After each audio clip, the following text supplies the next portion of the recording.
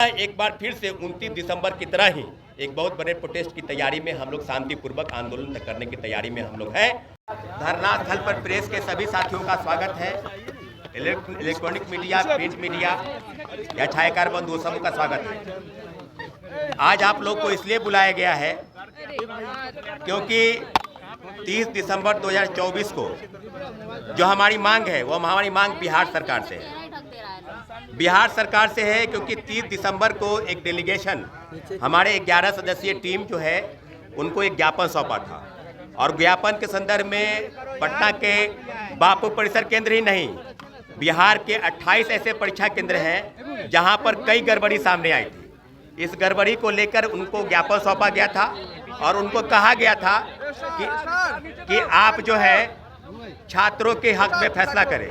तो मुख्य सचिव ने कहा कि आप 2 से 3 दिन यानी 48 घंटे आप समय दें। हम निश्चित रूप से 48 घंटे अब बीत गए हैं, अभी तक कोई श्वेत पत्र जारी नहीं हुआ है। उन्होंने कहा था कि कुछ न कुछ फैसले जो है वो छात्र हित में होंगे। तो इस मांग को लेकर हमारी मांग है कि कब तक क्या जांच चल रही है या जांच समाप्त हो गई है या क्या चल रहा है, ये मुख्य सचिव बताने का प्रयास करे, क्योंकि अपनी मांगों को लेकर विगत 15 दिनों से हम लोग गर्दनीबाग धरना स्थल पर बैठे हैं। पटना के जिलाधिकारी डीएम महोदय जो अभ्यर्थियों पर थप्पड़ मार रहे हैं, तो उनके लिए क्या अभी तक कौन सी कार्रवाई हुई है? क्या मानवाधिकार आयोग, क्या महिला आयोग, क्या किस तरह की चीजें हुई है, इस बारे में भी संज्ञान लेने की जरूरत है। अब जिस अभ्यर्थियों पर हम लोग के डिमांड है कि जो प्रोटेस्ट हुआ 29 दिसंबर को प्रोटेस्ट हुआ, शांतिपूर्वक प्रोटेस्ट था। निश्चित रूप से 28 लोगों पर एफआईआर और 700 लोगों पर अज्ञात एफआईआर ये दर्ज हुई है। तो हम बिहार सरकार से मांग कर रहे हैं, जैसा कि मुख्य सचिव को भी हम लोगों ने कहा था कि बिना शर्त रिहाई की मांग कर रहे हैं। एक शिक्षकों की गिरफ्तारी भी हुई है और कई लोगों की गिरफ्तारी हुई है। तो ओवरऑल कहा जाए तो इन मांगों को लेकर के हम लोग क्या सरकार के समक्ष अपनी बातों को रखना चाहते हैं, लेकिन हम लोग की डिमांड अभी तक नहीं पूरी हुई है। ये हम लोग की बात है। आगे का रास्ता क्या है? कितना संघर्ष है? देखिए, आप लोग के माध्यम से जो प्रश्न आप लोग का है वो प्रश्न हम लोग बाद में कर लेंगे, लेकिन आप लोग के माध्यम से हम अपील करना चाहते हैं क्योंकि विगत 15 दिनों से हम लोग धरना पर बैठे हैं। सरकार के समक्ष न सरकार के कोई प्रतिनिधि न बीपीएससी के लोग, क्योंकि मुख्यमंत्री जी तक हमारी बात पहुंच चुकी है। मुख्यमंत्री जी हमारी बातों को क्यों नहीं स्वीकार कर रहे हैं, इस बात को सोचने की जरूरत है। इस बारे में सारे अभ्यर्थियों के बीच में जो उपापों की स्थिति है, इसलिए हम लोगों ने फैसला किया है कि 3 जनवरी को और 4 जनवरी को सभी शैक्षणिक संस्थान, चाहे वो बड़े हो चाहे छोटे हो, सभी लाइब्रेरी चाहे वो बड़ी हो चाहे छोटी हो, बंद करने का फैसला हम लोगों ने किया। 3 जनवरी को जितने भी जिला अनुमंडल है या प्रखंड स्तर पर बीपीएससी री एग्जामिनेशन करने की समर्थन को लेकर सभी अभ्यर्थी और उनके परिवार से अपील है कि 5 बजे शाम में आप कैंडल मार्च अपने अपने जिला और अपने अपने अनुमंडल में निकालने का प्रयास करें।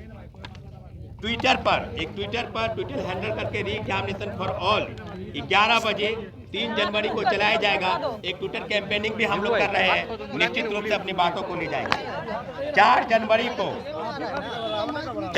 को ध्यान देने वाली बात है कि 4 जनवरी को बापू परिसर केंद्र सहित 22 परीक्षा केंद्रों पर परीक्षा लेने की तैयारी बीपीएससी कर रही है। तो जो शामिल होने वाले अभ्यर्थी हैं 18,000, उनसे हम लोग अपील कर रहे हैं कि अपने भाइयों पर लाठी चल रहा है, आपकी बहनों पर लाठी चल रहा है, इसलिए आपसे आग्रह है कि आप काली पट्टी बांधकर इस परीक्षा का बहिष्कार करें, क्योंकि लड़ाई कहीं न कहीं इसमें आपकी भी है और हानि आपको भी पहुंचाने का प्रयास बीपीएससी जरूर कर रही है। इसको ध्यान देने वाली बात है, इस परीक्षा का आप बहिष्कार करें।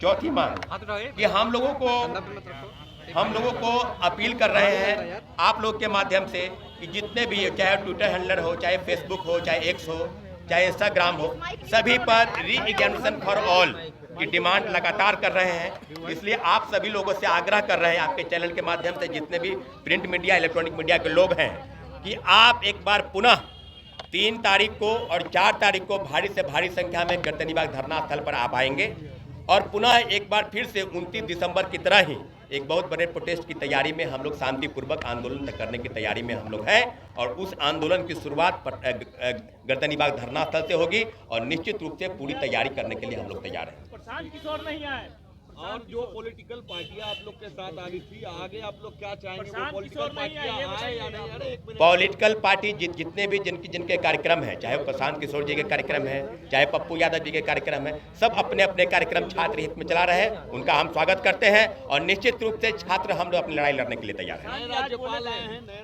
नए राज्यपाल मोहम्मद आरिफ खान को भी हम लोगों ने ज्ञापन सौंपा है। हमारी डेलीगेशन की टीम गई थी। निश्चित रूप से उनसे भी आग्रह लगातार किया जा रहा है कि आज छात्र हित में फैसला ले, क्योंकि कहीं न कहीं सामान्यीकरण लागू करने का प्रयास, छात्रों के आंदोलन को लाठी और गोली के दम पर कुचलने का प्रयास चल रहा है। कोई नेता यहाँ आकर बैठता है आप लोग के साथ, तो अनुमति रहेगी आप लोगों की? निश्चित रूप से सभी राजनीतिक दलों का स्वागत है, लेकिन मैं बार बार कह रहा हूं कि राजनीतिक उसको मंच नहीं बनने देंगे।